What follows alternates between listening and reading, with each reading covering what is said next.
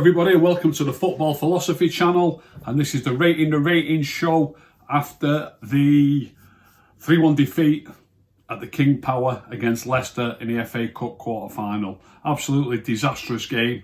Gutted the way it went. I thought Ole should have. I really don't believe it when he's said after the game that he would pick the same team again. I'm sorry, but I just don't believe him. I think he thought that team was good enough. Some of you might say that team should be good enough, but the idea of having a squad and having backup players is that they are exactly that. You might need. This is a fairly modern thing. This having to give players a game in serious games when you don't need to. Years ago, players used to get a game when somebody was injured who was in their place, or when somebody was suspended, or when somebody had a dramatic loss of form. There was different reasons, and it was pretty rare years and years ago that you would just leave a player out who you believe, which is, come on, let's be honest, it's fairly obvious that Luke Shaw is easily our best left back by a country mile. And years ago, you wouldn't leave him out of a game. I mean, many years ago, if you played a third division team in the League Cup, going back 30 years, they used to pick a full strength team in virtually every game. Virtually every game you would pick a full strength team. And as that has got diluted, we're now getting to a situation where, although this is the FA Cup, and sometimes in the FA Cup, I get it if you're playing a lower division team and it's the third round, and some teams have come unstuck. We've come unstuck a couple of times. Picking a weakened team, even against a lower level outfit. But it is the quarter final. We do want to win a trophy. I'm sure Ole himself has said, how did he actually put it? He was certainly pleased with our performances last year of qualifying for the Champions League and reaching 3 semi-finals. He's mentioned the fact himself that reaching 3 semi-finals last season was a positive. Now, full speed to this season, I know he's recently said that winning trophies isn't the be-all and end-all. It is for some fans. He might have a point there. It can mask, if you win a League Cup or an FA Cup, it could mask the fact that you're not quite as good as you think you are, or as you would like to be. That does happen. But, the way City have been going, I wouldn't have given you a penny for our chances of finishing above Liverpool before the season started. So, that's not necessarily so much improvement. That's the fact that Liverpool have fell away so dramatically. But I would have taken it if you'd have said to me at the start of the season, we're going to finish third and we're going to win one of the cups. I would have taken it. So, winning one of the cups, it can mask it, but at the same time, it's something for the fans to enjoy. It's another trophy that goes, a lot of fans like looking at the amount of trophies the club have won, and especially compared to how many trophies Liverpool have won. And you see fans on social media arguing, we've won more major trophies than you have, and we've won more major trophies than you. And then they argue about, well, you can't really include the League Cup, and some say you can and you can't include the Charity Shield. So the more of these little trophies we can win and put them on our wall, if you like, the better. So I'm confident that he now wants to win the Europa League. I'm confident he wanted to win the FA Cup. And I'm also confident, surely, because of what he said last season, take it step by step. We reached a semi-final, 3 semi-finals last year.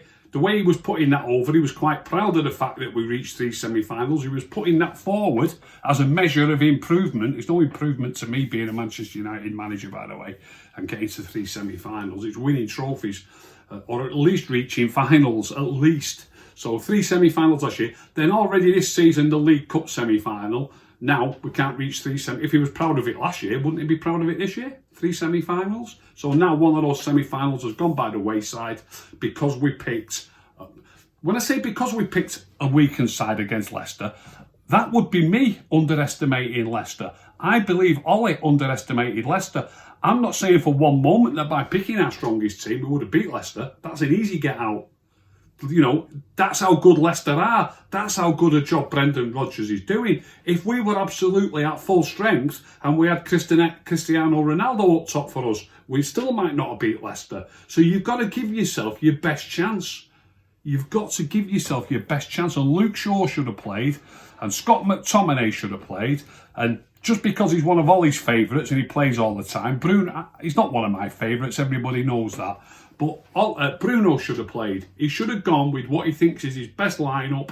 And certainly on recent performances, the last 8 of the last 9 games that Dan James has played, the results have gone fine. He's been working hard. He's been doing well wide on the right. Dan James should have played. He should have kept to the team that he's been using, or the players in each position that he's been using the most in the last decent run that they've had. And he really should have gone for it. And on top of that, they're going on into an international break, and not all the players will be playing 3 games or even 2 games during that international break. A lot of the players will be getting a rest, a comparative rest. So it was a disgrace for me. It was shocking leaving those players out, and we are out. So I've got the ratings in front of me from the Manchester Evening News, which I'm going to go through now. I'm going to make no apologies for what I'm going to say when I come to the midfield and the forwards and how I compare the players. I've got something up my sleeve, what I'm going to say about comparing the players' performances in the front 60 on the midfield and the forwards, because there's a lot of stuff going about how well certain players played and then how badly certain players played, and I'm absolutely adamant that most people have got it the wrong way around, apart from one player.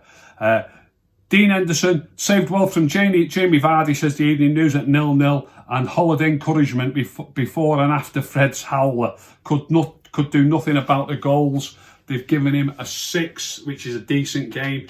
About the goals, he certainly couldn't do anything about the first goal. Tielemans, I'd like to see Tielemans' goal from a better angle, but it would have been a good save if he would have saved it.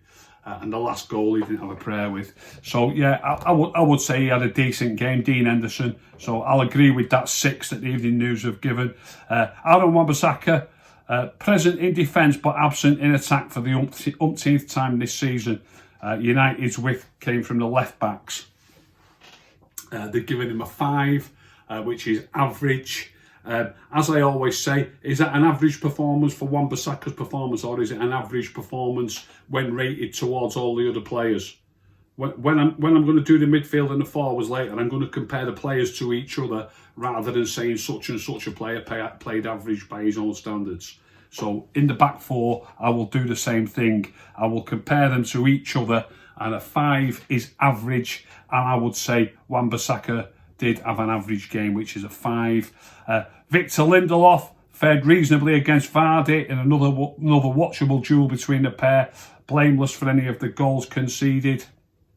I'm not 100% convinced about that. Blameless for any of the goals. You'd have to really study it and see where talking could be better and where people could be closed better. It's not easy just watching. I've watched the game 3 times now, by the way. Once live. From what I'm going to speak to you about towards the end when I'm speaking about the forwards and the midfield players, watching it once live is no good whatsoever. And I've watched it twice since, and even on the second occasion, i.e. the third occasion. So in other words, the second time I've rewatched it, I saw more things that I didn't spot on the first occasion or the second occasion. So you'd have to be studying Lindelof's game to say that he's definitely not blameless for any of the goals. But they've given him a 6, which is decent. That's all it is. And I would say he did have a decent game. Harry Maguire, they've given a 4-2. I don't agree with that. Played Fred into a spot of bother and was generally clumsy, getting a yellow card for upending Iniacho. I think your centre-backs are going to get yellow cards occasionally and upend the opponents occasionally. Got done by Vardy for a great chance. They've given him a 4. I don't think he played quite as well as Lindelof, but a 4 is poor. I think that's a little bit over the top for Harry, giving him a 4. I will give him a 5 and say he was average rather than poor. I feel a little bit sorry for him on the first goal. That is how he's told to play. It's easy in hindsight to say just put that in Rose Head, or just, well, he didn't have to put it in Rose Head. He's actually facing infield. He could kick it up to the halfway line. It's easy in hindsight to say just kick that up to the halfway line. If he had just kicked that up to the halfway line, Ollie might have been out of the dugout saying, "What are you doing, Harry? We don't play like that. You know, get it past." So it really is a tricky one. It's easy in hindsight to say you shouldn't have done that. Of course he shouldn't have done it when you realise what happens in the end. I've seen somebody saying that he was 50% culpable. 50% culpable? I don't think so. It was horrendous by Fred. Absolutely horrendous. Little bit of blame on Maguire, but a tiny little bit. He's expected to pass that ball there. I put a little clip up on Twitter with a photograph on it where you can see Telles is available to his left. Lindelof is not completely out of the question. They are set and ready to press him, but he's not completely out of the question. And Harry should realise that Fred's not the best with the ball at his feet. So he might be culpable, but 50% no way. 5% at the most. Most of that is on Fred without a doubt. But I'll up him from a 4 to a 5 and just say Harry was average. Telles played with alacrity on his return at the expense of Luke Shaw, assured on the ball and diligent defensively, but made way for Luke Shaw. I don't know why they're saying that. That's rating him higher. 6 they've given him. They've rated him higher than Maguire, as high as Victor Lindelof. They've rated him higher than Wan-Bissaka. I don't think so. He's a new player. He gets away with things and people want him to be great, and you've got the team in your heart and you want it to be great. You want a new player to have a chance. But that's not how the professionals should look at it. And okay, he's just a journalist, I'm just a fan.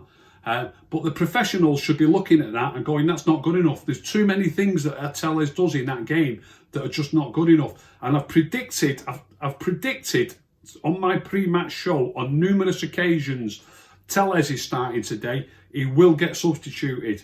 I mentioned in a tweet when Fergie used to give Phil Neville a game. I was about to say the odd game, but Phil Neville played plenty of games. Right back, left back, centre mid, even wide right. He's a top player, Phil Neville. And if he played Phil Neville at right back and gave Gary a rest, he didn't need to sub him in the second half and bring Gary on. If he gave Phil Neville, he could play both sides easily as well, by the way. If he played Phil at left back, he didn't need to sub him and in the second half bring Dennis Irwin on. He was just playing, and that was that. And you could hardly see the difference with him being in the team. You could hardly see the difference. There's no need to replace him. Every time we play Telles, he gets substituted because we're not strong enough in that position, and Luke Shaw's so much stronger. So what the writer's saying here, for me, is a joke. It's a joke.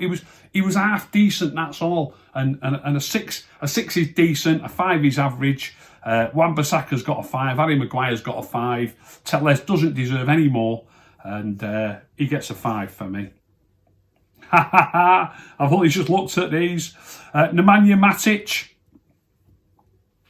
did not remotely improve. This is a massive jump up, this. Did not remotely improve United or justify his selection, and caught high up the pitch for the second goal, which he was. And there's the odd. It wasn't really caught high up the pitch. They played a 1-2 around him. When teams play a 1-2 around you, by the way, that's 2 men beating you. It's not you getting beat by 1 man. It's you getting beaten by 2 men.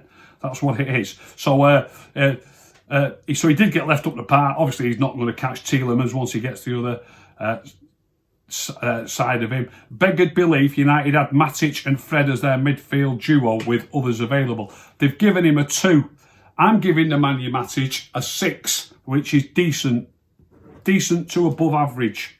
I'm giving him a 6. That's only as good as Victor Lindelof, but it's better than Telles, it's better than Maguire, it's better than Wan-Bissaka. And I'm going to explain loads of stuff about this. Fred, they've given a 1-2.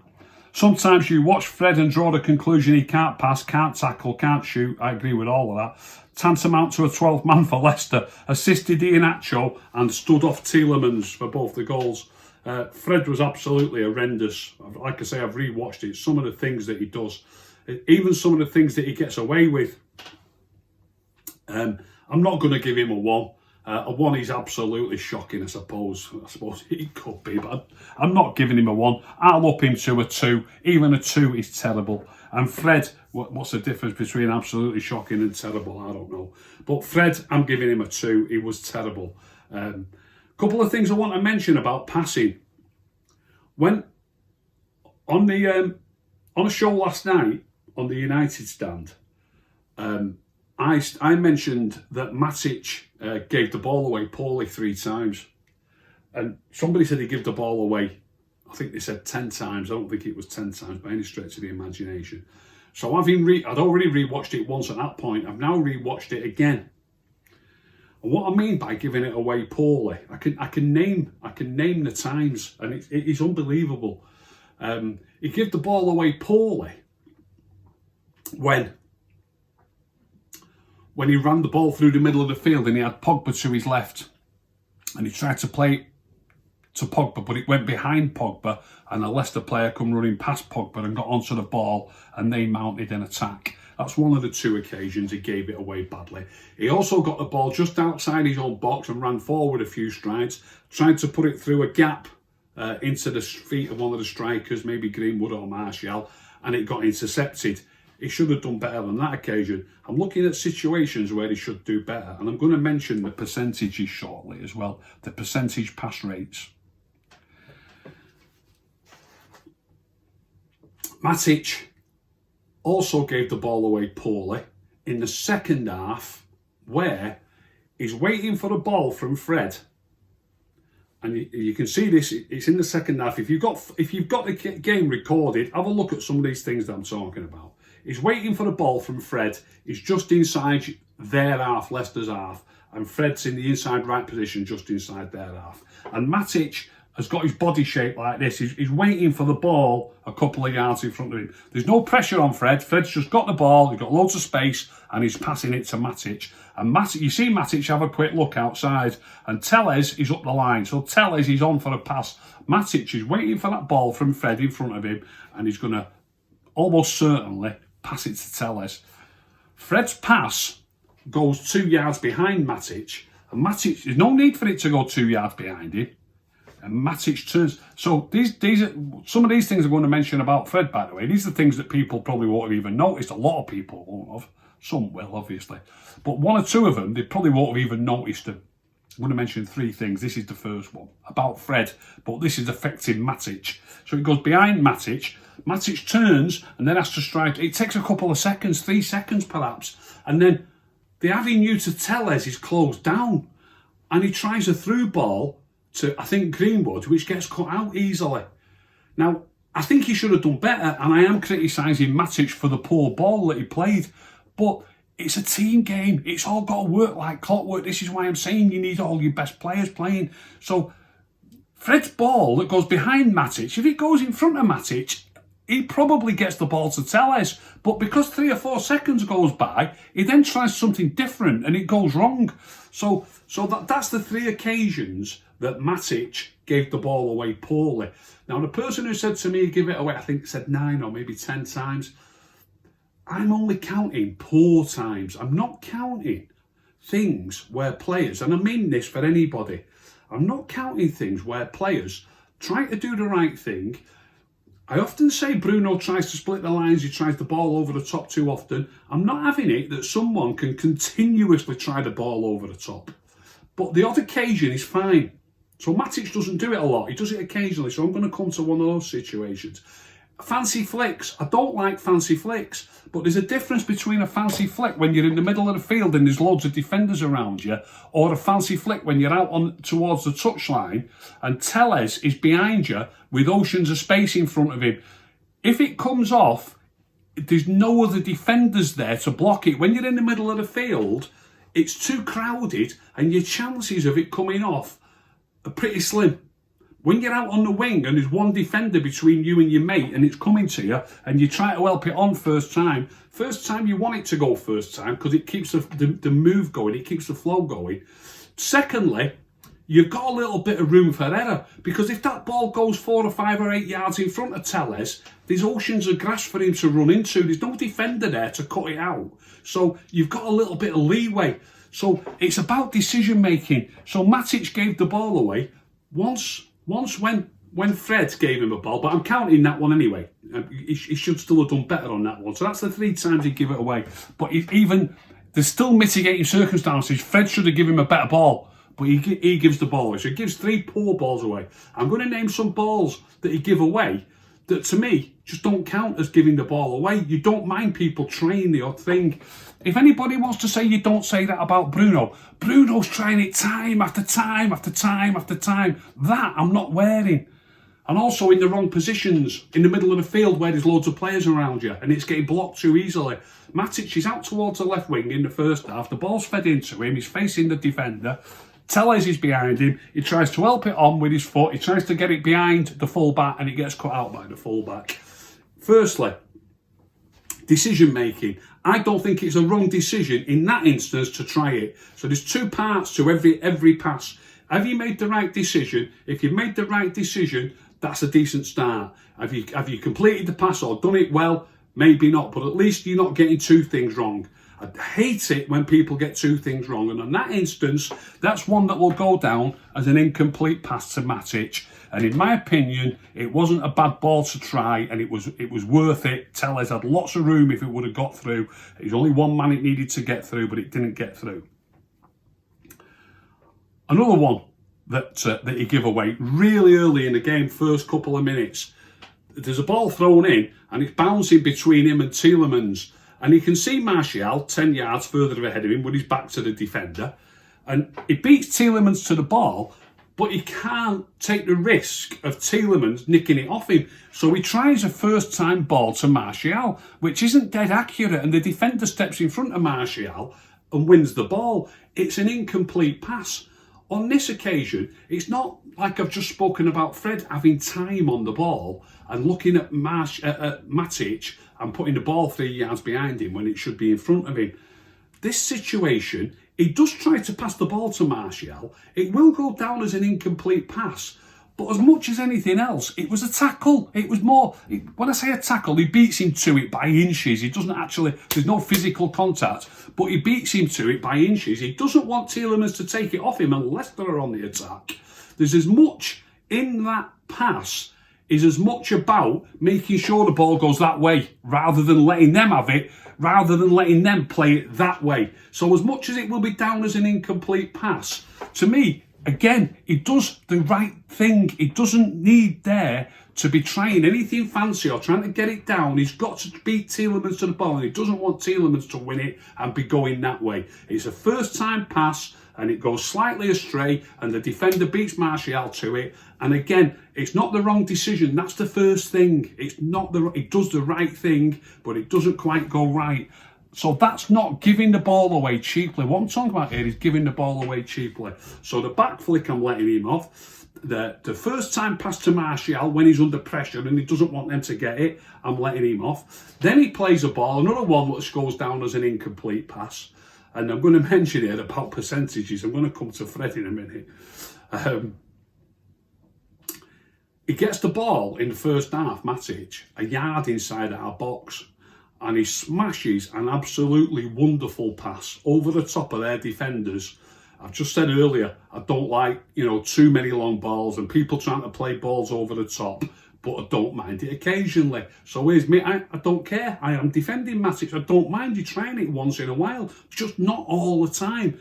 So he's tried one flick and he's tried one long ball. And the one long ball, in my opinion, is an absolute peach. It's over the top. It's for Greenwood to chase, and Johnny Evans is running with Greenwood, and Johnny Evans outpaces him and outstrengths him, only keeps it in by the... It's a wonderful pass. He's inside his own box, and it pitches, I would say, over halfway into their half, and Greenwood's chasing it. It's a lovely long ball, it really is. And but Johnny Evans beats Greenwood to it, passes it to his keeper, and they come out. That's, again, it's another pass where I don't think it's the wrong decision. On another day, Greenwood, maybe it could be a little bit better. Maybe it could just be a yard to the right. But when you're knocking a 60-yard pass, do you know what I mean? You're getting it spot on. It's not dead easy, but it's a lovely long ball. If Greenwood's fast enough and strong enough, it might beat Evans to it. But Evans is too good for him and gives it back to Schmeichel. So that pass, again, I don't think it's the wrong decision. I think it's a decent decision and I think it's a decent effort at it. I'm not calling it giving the ball away cheaply. That's what I'm calling out here. Giving the ball away cheaply. That is what I don't like. I'm not having it, and I don't want people trying silly things regularly that don't come off. The odd occasion you try it, that's fine, but not time after time. Now then, on the percentages, for example, The one I've just mentioned about Matic, where he just beats Tielemans to the ball and he tries to hit Martial with it. I believe he's got to do that. He can't take the risk of Tielemans nicking the ball off him. If he takes a touch and Tielemans is there right away, he's got to play it first time. That, I don't know who counts the passes, that will go down as an incomplete pass. I could easily argue that he's won a tackle as opposed to, or he beat somebody to the ball rather than an incomplete pass. In the first half, also in the first half, Fred plays a ball where he's in the inside right channel about 10 yards outside the box and it hits Greenwood somewhere around the chest or neck and bounces off him 5 yards and they get the ball. So that, because he hits Greenwood with that ball, that probably goes down as a completed pass. I don't know how they count it, but how does this work? So all these percentages, they're not worth the paper they're written on, I'm sure. Unless there's a massive, massive gap. Obviously, if someone's got 50% pass completion and someone's got a 90% pass completion, then it's going to be pretty obvious that most of his passing is better than most of his. But if it's pretty close, it's ridiculous. There's going to be too many passes that are not... The other one by Fred that goes behind Matic turns round, chases it, brings it forward. It's still a completed pass, but it isn't good enough. Some of the passes that are completed are not good enough, and some of the passes that aren't completed are just unlucky and don't deserve criticism. So the completed pass ratios, when you're coming up with them, at times I don't think they're worth the paper they're written on. I really don't. And so Matic, for me, the 3 times he gave the ball away where he should have done better, 4 or 5 times he might have given the ball away, but they were worthwhile things that he was trying. And I'm not having it. I've studied the game back. I'm going to cover these 6 players all at once, by the way, in a minute. So Matic gets a 6 off me. Fred gets a 2. Mason Greenwood gets a 5 off me. They've given him a 6. Scored his first goal in 16 minutes. So clinically, it belied his lengthy drought. That's all true. Failed to kick on though, and was not helped by United's substitution strategy. That's interesting. Not helped by the substitution strategy. Anybody who saw me fan cam, I did fly off the handle, but Flex just wasn't understanding what I'm saying. And I've watched this game again. I've watched it, as I've told you, twice more, and I have studied it with a fine-tooth comb. And I promise you I'm not wrong. I promise you I'm not. I need to do a watch-along at some stage. I need to do a watch-along. The problem with doing a watch-along, how many people would watch a watch-along when the actual game isn't live? If I was to say, for example, because the game's shown as live, it's shown in its entirety again a few times on MUTV. So it's okay doing a watch along on a Sunday afternoon or a Sunday evening when United are playing, or a Saturday. But then on the Monday, who's going to be bothered to watch a watch along when it's a recorded game and it's not live? I don't think too many would be that interested. But I promise you, if I did a watch along with this game, I could point out and say, look, that's got to be better. Look, that's got to be better. It's got to be better. And I'm going to name 4 things. Well, I'm going to name 1 thing, but I'm going to name 4 examples. Mason's first touch has got to be better. He's got to be able to get hold of the ball and hold it up. When I said this on the fan cam, Flex was saying, look at Anthony Martial. I've looked at Anthony Martial. I've looked at it closely. He oozes class in that very game. He oozes class. He's strong. He gets hold of the ball and he passes it and he holds people off. He just finds space. He's just different. In that game, he was perfectly fine. If all the others played like that, it'd be better. It'd be miles better. So Mason, I forgot the 4 things in my mind. Let me think. Two at once. There's one ball played to him when he's on the touchline in the first half. He's on the touchline right near the halfway line. The ball comes to him. You need to kill that ball. You need to kill it. Look, nobody gets it right every single time. You can easily jump on me, and I'm going to, when I come to Martial in the ratings, I'll talk about Martial as well. A couple of times, he doesn't get it right. But Mason, it's time after time.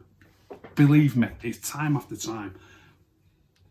In the first half, there's a ball played up to the halfway line, and he's just near the touchline. He should kill the ball dead, and the ball comes a yard off the floor, and the fullback gets his foot in easily. If you kill the ball, he can't get his foot in or he fouls you. And the idea is for you to kill the ball, hopefully, so that you can turn and find a pass.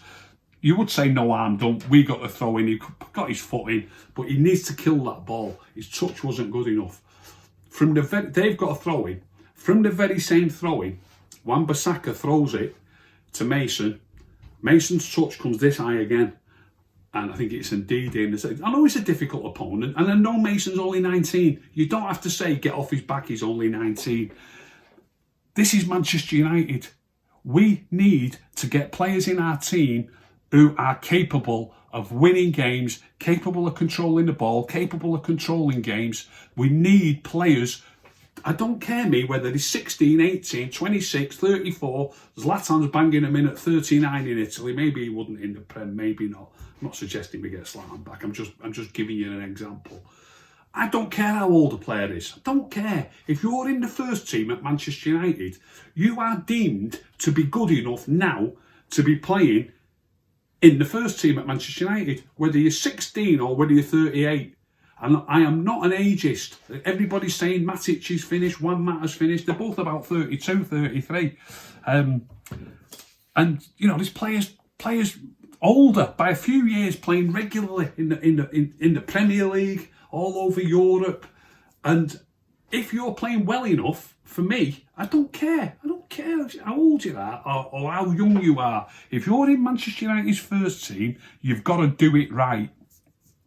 So, this particular instance I'm talking about, he's miscontrolled it, fullback's got a foot in, they've got a throw in. Wan-Bissaka throws it to him, he miscontrols it, I think it's Ndidi, gets a foot in. If he kills it dead, he won't be able to get a foot in Ndidi. He gets a touch and it comes this side and a little bit to his left when you don't control it proper. It's a little bit, it's dead easy. It's dead easy. And he's a good player Ndidi, gets his foot in.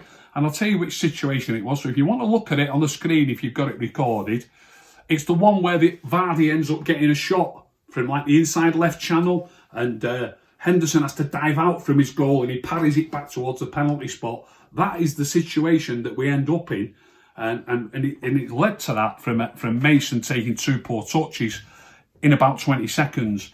Now then, this is what goes on in the game.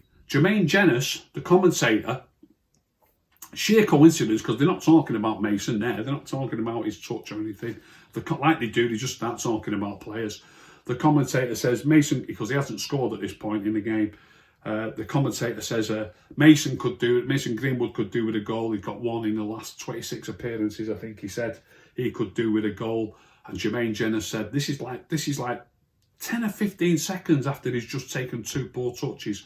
Jermaine Jenas says, yeah, but he's playing really well. He's playing really well. He's so strong, which he has improved in his strength. Don't get me wrong here, by the way. Of course the lad's got ability. Of course he did loads of good things. But you've got to get these simple things right. Of course he can do loads of good things. You've got to get the simple things right. So Jermaine Jenas finishes off with, and his first touch is great. This is 30 seconds after his first touch has let him down twice in 30 seconds. Another one that comes to him around the halfway line. I had 4 in my mind. I've only thought of 3 now. But there's another one that comes to him where Albrighton nicks it off his toe, and it's a pass along the floor from Wan-Bissaka. It's along the floor. It's an easy ball to control, and I've slowed it down and I've looked at it and watched it back, and he gets more than 2. He ends up they often say this about a player, don't they? If a player's not really up to it, they say his second touch is a tackle. So what he does in this instance, his touch, it's an easy ball to control. And when you're watching it on the screen, especially watching it live, even I didn't realise exactly what happened or exactly how poor it was, if you like, while I'm watching it live. But watching it not live, watching it a second time around and stopping it and starting it, I can see that Mason takes his touch, and then by the time he's actually going into a challenge with Albrighton, he's taken 2 strides. So his touch has gone more than 2 strides away from him. And then he's challenging Albrighton, and Albrighton nicks the ball off him. And it just isn't good enough. It's got to be better. So, and on that particular moment, by the way, Jermaine Jenas again in commentary, I'm not saying the commentators regularly are wrong, but it's just what happened. I'm explaining what happened. And Jermaine Jenas, at that moment, See, he doesn't want to mention that it's about Mason, but that's what's triggered him. And United were giving the ball away cheaply. But Jermaine Jenas at that moment says, Leicester are just taking the ball off United far too easily. And what he really meant is Leicester had taken the ball off Mason Greenwood far too easily. He doesn't really think of it like that and probably doesn't want to say that. But that's what's triggered it. They're taking the ball far too easily.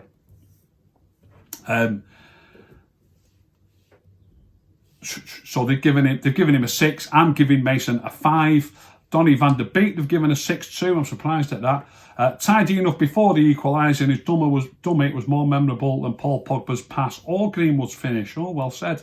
Not deeming match fit enough to last beyond 64 minutes, and they've given him a 6, and I agree with that. I think Van der Beek played perfectly fine, looks after the ball well. Certain things that happen in games that bypass people. They've got a free kick, so again, if you've got it recorded, you can look at this. In the first half, they've got a free kick in the inside right wing position, just outside the penalty area, and they're putting the ball into the penalty area. The ball goes into the penalty area. We've got all our defenders in the penalty area. It breaks into the D for the Leicester player to have a shot. Telles comes out of the box. He's defending centrally because we're defending a free kick. Telles comes out, tries to make a challenge in the D, gets beaten to the ball. The ball goes into our box. When Telles gets up, you can look at this easily, so don't forget, it's from a free kick, inside right channel, stroke right wing. Nobody will have noticed this. Comes into the box. Telles makes a challenge in the D, it breaks loose, and we clear it. And when we clear it, it goes to Van der Beek. And Telles, at that moment, should immediately be getting back into his left-back position. And what he does is he gently jogs forward. He's in the D anyway, and he gently jogs forward directly through the middle of the pitch without any thought of heading towards his own position. And Van der Beek, you might have thought I was talking about Telles here because I'm actually on Van der Beek's score. Van der Beek gets that ball, so you'll remember this. Van der Beek gets that ball and he looks to play up the line and he hasn't got a pass on. He's on the left wing by this stage. Telles is ahead of Van der Beek and 15 yards in field where one of the midfield players should be. If Telles, if he'd have just jogged gently into position, he would be in position easily. He's only jogged gently into the midfield and he's covered 30 yards. So Van der Beek's not got a pass on, and I'm sure there'll be fans who watch that game and think, Van der Beek, come on. And what Van der Beek does, he hasn't got a pass on, so he turns back. When he turns back, he's looking for his left back. There's nobody there. He hasn't got a pass to roll the ball back. So then he turns back again. By this time, they're on him, the Leicester players are on him like flies round, you know what. So he's just got to play it. So he plays it more. I don't think it's aimlessly. I think it's in the direction of Martial, perhaps, but there's too many players around. Leicester intercepts it easily. They play it forward quickly. Telles still isn't in position. You can see Telles now chasing back. And Maguire intercepts it at the end, near the end of the field and clears his line. So this is the thing. It's not all about what you do when you've got the ball. What Telles does, blocking a shot or trying to block a shot in the D when he's playing left back and then jogging forward through the middle of the field instead of running into position. You teach that to 12-year-olds. And then Van der Beek is probably going to get criticism from some of the fans. Maybe some of you watching this, you'll remember the situation, I'm sure you will, where he turned twice on the touchline, didn't have a pass on. Telles should have been there for him. And Telles is in the middle of the field where he could have run to that position easily. You get taught when you're 12, particularly all over the field, but particularly defenders. If you get caught out of position, get back to your position as quickly as you can. And Telles, what he's doing is astonishing at that level. It really is, trust me. It is astonishing at that level of football. So that was something that people might have held against Van der Beek, and really it was more down to Telles than Van der Beek. He was doing his utmost, Van der Beek, to look after the ball. I remember an angled pass that he gave where he had a man on him. I remember a pass from Van der Beek in the first half where it just broke loose and Martial was on. He'd give an instant first time pass. I love the instantaneousness, if that's a word, of Van der Beek's passing at times. I thought Van der Beek was perfectly fine. Decent game at least. Nobody's getting more than a 6 from this game. But a 6 is just decent. and I thought Van der Beek was worth his 6. Paul Pogba underused until he got into the Leicester third and assisted Greenwood. Then he also made way with United 2-1 down. They've given him a 6. Paul, for me, gets a 5. I just thought he was average compared to the rest of the players, and certainly only average by his own normal standards. Look, average. That's not slating anybody. He was just average. You know, I don't think he deserves a 6 like 1 or 2 players do. He got dispossessed a few times a bit too easily for me. Dawdled on the ball a couple of times too much, and for me, I don't think Paul was really at it. And I wanted him to play. I'll tell you what I did put on Twitter, and I believe this wholeheartedly. I really do. Same applies to Matic, by the way. It's like throwing them under the bus. It's like putting players into your team with one arm tied behind the back. I'm sorry, but Luke Shaw is twice the player Telles is. He's twice the player. So Pogba is an enforced change. It doesn't have to be Pogba, of course, but Rashford's injured. So we've got an enforced change. We've got to put somebody on the left wing. When I was running Sunday League teams, I was devastated if I had a player missing. And if I did have a player missing, I knew the importance of the players around him being regular players and players who are used to playing together and getting little triangles going and getting partnerships working. And the players who play, if you've got a player missing, don't weaken the team around him. It can be disastrous, and this was disastrous. Don't weaken the team around him. So Matic's got a game sort of left-hand side midfield, and there's like 2 triangles here. You've got Maguire, Shaw and Matic, which is a triangle. They'll pass balls between each other, which should be Shaw, but it's Telles. So that triangle is weakened. And then you've got Matic and you've got Shaw when he gets forward, and then Pogba as the left winger. That's another triangle. There's 2 triangles there on the field. It's all about triangles and partnerships. It's all about that. And that 2 triangles getting decimated by Luke Shaw not being in it. I can't stress how important it is. I cannot stress. You might think, well, what could that have done about Maguire giving the ball to Fred and Fred gives it to them and they score? Maybe you just don't end up in that situation. Maybe they've not even got the ball in our half at that time. Maybe we're just playing better. Maybe we're dominating the game more. Maybe we're passing it around in their half at that time. You've just got to get your better players on the field and resting a player when you, and trust me, you're severely weakening it. It's not like it's a little bit of a drop-off. You're severely weakening it when you take Luke Shaw out and he's going away on international duty, and you probably get 1 game or 2 at the most. One of them might be against San Marino or Albania. Leaving Luke Shaw out was a disaster, and he should have played. So Paul Pogba, to me, is a little bit like giving him a game. He gets his first game back, and you make him play with one arm tied behind his back. That's the way I see it. Anthony Martial looked like he had missed 2 games through injury and never troubled Johnny Evans or Soyuncu. Somehow completed the whole game. Somehow, that's right. And they've given Martial a 5, by the way, and they've given Greenwood a 6. They got it the wrong way round. I'm not saying Martial played like Johan Cruyff. I know that's a regular saying of mine. Martial gets a 6. I have studied this game and I've studied it with a fine-tooth comb. Right. Martial looks after the ball time after time after time and keeps the moves moving. This is what we need all our players to do. He takes 1 poor touch in the game, Martial. I won't start going on about other players. Some players are taking 6, 7, 8 poor touches. He takes 1 poor touch. He took a poor touch in the first half where he then had to dive into a tackle. He won it, and he did have his studs showing, but all of his soul did hit the ball. It wasn't a foul. The referee didn't give a foul either. You know, on another day, if he'd have been dead unlucky, and it could have been deemed reckless play, he might have got a yellow. I suppose if it's reckless play, he could even have got a red card on another day. But, you know, he didn't even get a free kick given against him. But that was the one occasion where he took a loose touch. Now, there's a couple of times the defender beats him to the ball. So you can't always get it. There's one instance after Bruno comes on where Martial's waiting for the ball to his feet and he's feeling for his man. And the ball goes... When a defender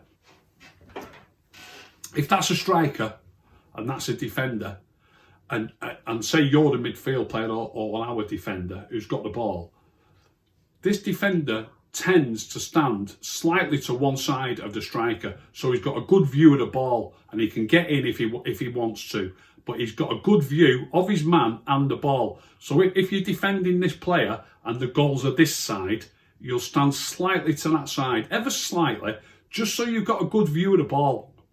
And then if the goals are this side, you stand slightly that way. That's what you do. You try and keep him away from the goal, and you're also ready to intercept any ball that might come in towards the goal. It's not so bad if it's going that way, but in towards the goal. So in this particular instance, the defender is standing ever so slightly. So he's looking over Martial's left shoulder. When you're playing football and you're passing the ball to this player, you've got to see that and you've got to understand that. And it's not difficult. So you pass the ball slightly to this side. So he's favourite to get it. And obviously he can't get through him. It's difficult for him to get through him and get the ball. He'll either foul him or he's just got to let him get it and let him pass it off. Coaches will say to defenders, you can't win every ball. Don't challenge for every ball. Sometimes keep your body there, make him go backwards, but you cannot win every ball. So you need the ball to be passed to you.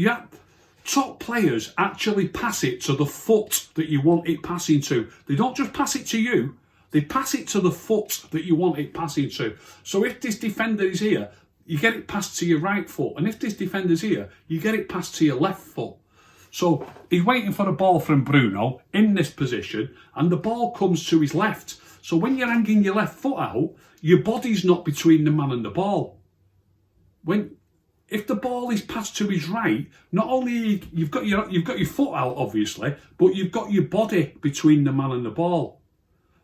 Now, if that ball comes to this side of him, you haven't got your body between the man and the ball. You've only got your foot. Your foot and your leg is flimsy. You've not got any strength in it. You've not got your body there to hold him. You've not got your body for him to run into. So Bruno gives Martial a ball, and it's ever so slightly to his left. And it makes the defender favourite. He can just run through that. He can brush you aside. And it's got to go to exactly where you want it when you're a striker. So those two occasions that Martial lost balls like that, that's completely different to miscontrolling a ball. So he doesn't win every ball, but generally with Martial, look, nobody gets it perfect every time. But generally with Martial, he does it better most of the time. And in that game, Martial was perfectly fine. You can't expect him to start running and ragged and banging goals in. I heard Jermaine Jenas was surprisingly complimentary. Last time I heard Jenas commentating on a game that Martial was in, he was slating him from pillar to post, and he was very complimentary of him in that game. It surprised me. I heard him say Martial's playing on his own there against three top centre-backs. In another bit of the commentary, I heard him say, when are they going to get some support around Martial? He can't do it all on his own. Another occasion where he ran at Johnny Evans. Last time I seen Martial fall over in a game, I heard Jermaine Jenas say, what's that? That's embarrassing, something like that. On this occasion, he said, when you're running at pace like that, even the slightest touch can send you over. There was numerous things. He was pretty complimentary about Anthony Martial at the weekend, Jermaine Jenas, and rightly so in my book. Perfectly decent game. Nobody wants to hear it. Perfectly decent game, Martial. Some people think I've got an agenda. My only agenda is that I want top players. I've mentioned this loads of times. I want all the best players to play for us. It's as simple as that. And I want all our players to be top players. Now then, this is the bit that I'm coming to when I'm mentioning the midfield and the forwards. When I'm talking about, people will say, he says that about his favourite players all the time. They're my favourite players because I believe they're the better players. I believe they look after the ball better. I believe they're stronger. I believe they make right decisions more often. And I've just watched that game. And although I think I've given a 6 to Martial, I've given a 6 to Donny van der Beek. I've given a 6 to Matic. I've given a 5 to Mason, a 5 to Paul Pogba, and a Fred. I've given a 2 to. The Manchester Evening News gave him 1. I believe, and I've studied it carefully, I've watched it time and again. Well, I've watched it twice, but I'm watching. I rewind it and stop it, say, should have done better there, should have done, oh, that's okay. This is the order of those top 6. And Mason Greenwood got man of the match, by the way, from most people. This is the order. Like I say, I'm not concerned about how old somebody is. If you're good enough, you're good enough. In that game, this is how it went. I'm not counting the defenders. It's difficult comparing defenders to midfield players and forwards. I make no apology for this. I'm absolutely adamant that I'm not wrong. I'm adamant that I'm not wrong. And I would love to be able to do a watch along and explain it to people. Our best player in the front six against Leicester was Anthony Martial. Our second best player was Matic on the day. Our third best player, these three players have all got a 6, was Donny van der Beek. Then we've got 3 players who have got, well, 2 of them have got a 5 and one's got a 2. Our fourth best player was Paul Pogba, and our fifth best player, I suppose you should start saying worst player now, but either way. Our fifth best player was Mason Greenwood, and the worst player was Fred. The actual players that I like, there's no favouritism when I'm watching it. I'm explaining what they've got to do better and what they're not doing right. So there's no favourite. Is there any favourite? There might be. Look, everybody's got their own favourite players. And once I'm saying he's a good player, I might say, maybe he should have done better there. But the body of evidence, there's just too many things. There might be the odd one where I might say, I'll give him a little bit of leeway there because he doesn't get it. He doesn't get it wrong as often as somebody else did, but he should have got it right.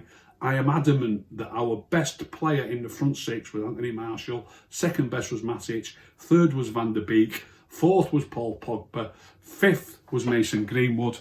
And the worst of the lot was Fred. And how Fred played the full game is absolutely beyond me. I've gone on quite a bit there. It's gone a little bit longer than I expected. I don't know. I don't rate the substitutes unless they get half a game. Nobody got half a game. I never normally rate the manager, but I'm going to rate the manager on this occasion. I thought he was absolutely awful on the day. Making 4 substitutes at the same time, I'm not wearing it. I don't like making more than 1 substitute at once.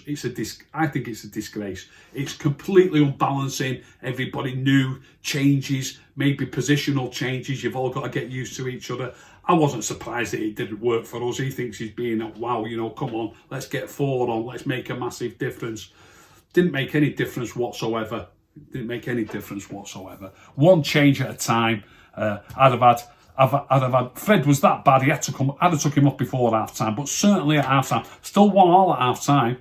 McTominay come on in the second half, by the way. McTominay was poor. He was very poor. But the thing is, you're already chasing the game. You don't know that player was going to be that poor if he starts. You don't know that. I also like a right footer and a left footer to me. When it's McTominay and Fred, there's only one right footer. I like it. I like that little bit of balance of right footer and left footer. Plus, they're both stronger. I prefer McTominay and Matic. That's what I prefer.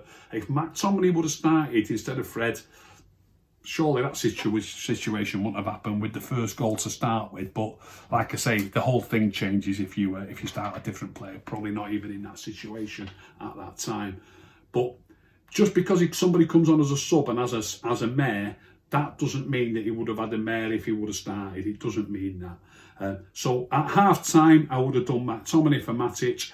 I never in a million years would have started Telles in front of Shaw.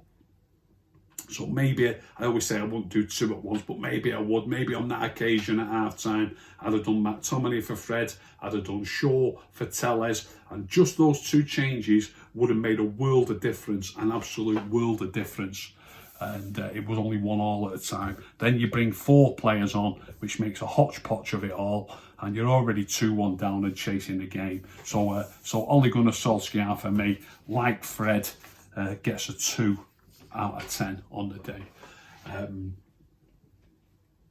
I will do a player in focus. I'm not going to do any voting. I will do a player in focus on Nemanja Matic tomorrow. I'm going to show the passes on YouTube, on Twitter. I'm going to show each pass on Twitter where I think he definitely should have done better, and then the passes which will have gone down as incomplete passes. And I'm going to show why they were worthwhile attempted passes, or certainly not as bad as it should be counted against them. So when you're looking at percentage passes, that if something like the long ball that he tried, I think it's a worthwhile ball, and you know, Johnny Evans doesn't beats Greenwood too easily. Maybe the pass could be a little bit better, but I just don't believe any criticism should be levelled at a player who plays that ball, and then when it goes down as an incomplete pass, that's part of the whole thing, which is levelled at that player. You know, your passing wasn't good enough. It was an incomplete pass. So I'm going to do Nemanja Matic. I'm going to do Nemanja Matic as the player in focus tomorrow, and I'm going to concentrate on the passes that went wrong. That's what I'm going to do. I hope you've enjoyed that show. If you've enjoyed that show, please tell all your friends. If you didn't enjoy it, don't tell anybody. Keep stum.